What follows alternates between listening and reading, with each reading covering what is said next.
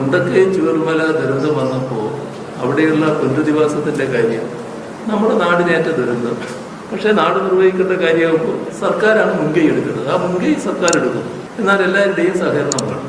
അതിനുവേണ്ടി പ്രതിപക്ഷ നേതാക്കളെ എല്ലാ കാര്യങ്ങളും ആദ്യം തൊട്ട് മുഴുവൻ കാര്യങ്ങളും ചർച്ച ചെയ്യണം. എന്താണ് ഉദ്ദേശിക്കുന്നത്, എങ്ങനെയാണ് വേണ്ടത്, വീട് നിർമ്മാണം എങ്ങനെ വേണം, ഫണ്ട് ആളുകൾ തരുമ്പോൾ അതെങ്ങനെ സ്വീകരിക്കണം, ഇത്തരം കാര്യങ്ങളെല്ലാം ഞങ്ങൾ ഏകപക്ഷീയമായി തീരുമാനിക്കുകയല്ല.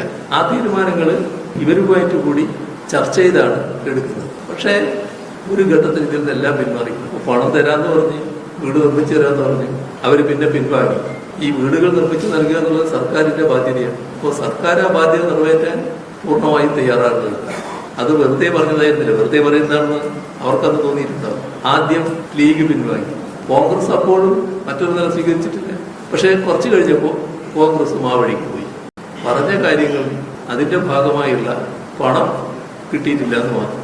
ആ പണം കോൺഗ്രസ് തരുമെന്ന് പറഞ്ഞിട്ട് രാഹുൽ ഗാന്ധിയുടെ വക എന്ന് പറഞ്ഞ വീടുകളുണ്ട്, അതൊന്നും കാണാനില്ല. കർണാടക ഗവൺമെന്റ് തരുന്ന വീട് കർണാടക ഗവൺമെന്റിനാണ്, അത് കോൺഗ്രസിൻ്റെതാണെന്ന് കാണാൻ പറ്റില്ല. അത് ഗവൺമെന്റിന്റെ വകയുള്ളതാണ്. പക്ഷെ കോൺഗ്രസ് പറഞ്ഞ കാര്യം ഇതേവരെ പ്രാവർത്തികമായിട്ടില്ല. അതിലൊന്നും ആശ്ചര്യപ്പെടേണ്ടതില്ലല്ലോ. അത് കണക്ക് തന്നെ വ്യക്തത പിരിച്ചു എന്നുള്ളത് ശരിയാണ്. പണം ആർക്ക് കിട്ടി? ദുരന്തബാധിതർക്ക് ഇതേവരെ ഒരു സഹായവും കിട്ടിയിട്ടില്ല. അതാണ് വസ്തുത.